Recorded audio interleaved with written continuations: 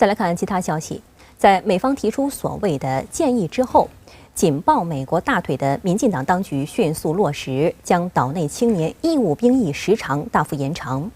目前，台湾地区1年制义务役已经实施3个月，首批600多名义务兵完成8周入伍训练，18号迎来期末考核。考核项目与往年相比有何不同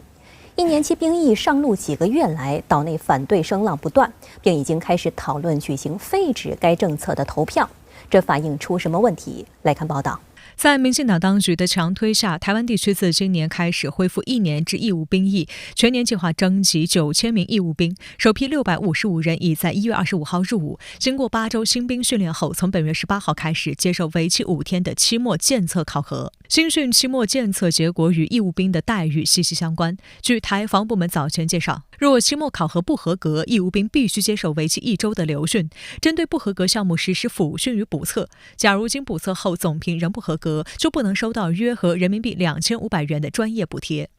值得注意的是，与此前的4个月制义务兵的期末检测相比，1年制义务兵的考核内容明显增多，既包括原有的体能战绩、步枪鉴定射击、综合战斗教练测验，还新增了战术行军、野外宿营、震撼教育、战伤救护等科目。台湾时事评论员李义修向深圳卫视表示，其中最为特别的科目就是所谓的震撼教育，这是1年制义务兵役实施后的一项新训练。通俗来说，就是战场感知。按照要求，岛内义务兵需要在营区训练场内陆续攀越土堤、门窗、家屋、外壕、屋顶型铁丝网及高半网等9处障碍物，机枪堡配置2挺机枪，不间断射出空包弹，并实施2次爆炸，通过模拟战场情况，以熟悉实战情形。整体我看它内容里面，它加了一些东西哦，主要是加什么是实战临场感，也就包括呢机枪用空包弹去这叫震撼教育，我们军中叫震撼教育哦，那个声音真是厉害，那个1-2公里远都听得到，是轰隆轰隆的哦。我那个时候去训练的时候，那个都废除了，好，因为据说会有新兵尿裤子，好，真的是吓到尿裤子会腿软。也就是说，这次非常重视实体战场感。那这个变化是什么呢？我认为是因为现在美军实质上已经开始越来越强度的去介入了训练。岛内媒体指，这是因为民进党当局修改义务兵役制后，要求义务兵成为合格具有战斗力的战斗兵，并能够参与年度汉光演习等联合作战演训。退伍后则结合后备教招，以充实台军的整体训练制度。可以看到，役男出拳打在教官手上，这是新增的近战格斗，而且还会结合刺枪术。以往特殊军种才有的东西，现在全都要。此外，岛内1年制义务兵16号还进行了快速反应鉴定射击训练。据岛内媒体形容，台陆军步兵206旅的义务兵需自行完成实弹装填后，依序使用卧姿、跪姿、立姿等射击姿势，快速朝目标区射击36发。台湾地区前明代郭正亮一针见血地指出，练习快反射击实际上就是让这些义务兵进入实战备战状态。去年为强化所谓反斩首战力及防护关键基础设施，民进党当局就提出将负责台北卫戍的军警部队兵力规模由5600人大幅扩编至1.1万人，兵力来源就是1年义务役。义务役1年的啦，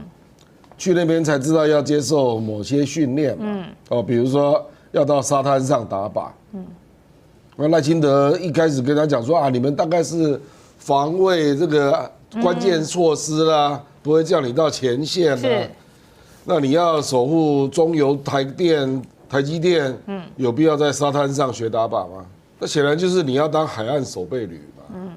越来越明显。对于民进党当局强行将义务役役期从4个月延长至1年，岛内怨声四起，抨击不断。不少分析人士指出，民进党得以连任，义务役服役时间恐会在1年基础上再次延长，2年役期也只是开始。在美方压力下，台湾青年恐朝着终身备战方向发展。如果你当1年，你愿意吗？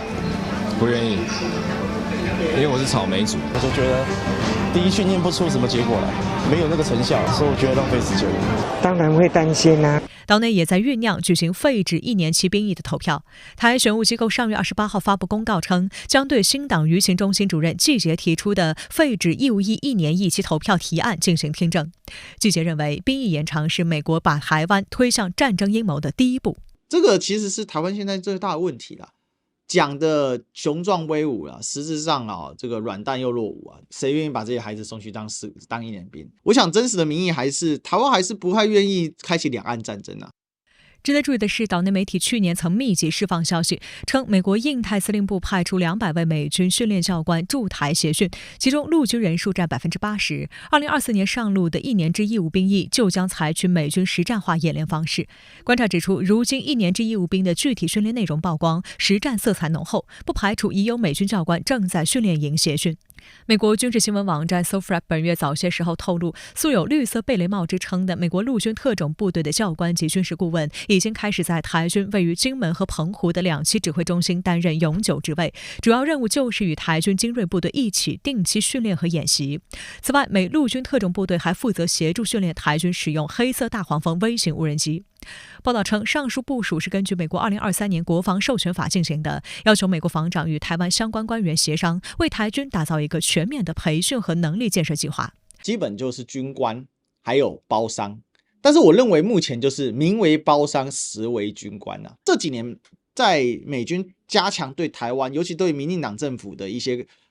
我讲直白就是控制跟渗透之后，他的做法就变得更强制，等于说美国现在急于让台湾速成有一支他认为可以在城镇战或者是在基本战争当中进行作战的这样的一个能力。有岛内媒体渲染称，去年以来，美国特种作战部队联络组已在桃园龙潭区的营区执行任务，协调暂时驻扎在台湾的所有美国特种作战活动，包括监督高价值设备和培训资源。近日曝光的一起美军在澎湖买春遭群殴的治安案件还显示，一些美军特种兵教官还进入离岛。种种迹象显示，美军人员在台湾所教授的科目内容与以往频繁但非永久的训练访问的做法大为不同。军事层级有分嘛，战略层级、战术层级、战斗层级，在下面是战绩。派几个绿扁帽部队来这边，这不过就是战绩层级，我们有什么好在那边嗨的？台军退役少将厉正杰对此深表担忧，他认为美特种部队来台协训不仅不会让台军能力有所提升，反而会让台湾更加陷于兵凶战危。美军里面裁军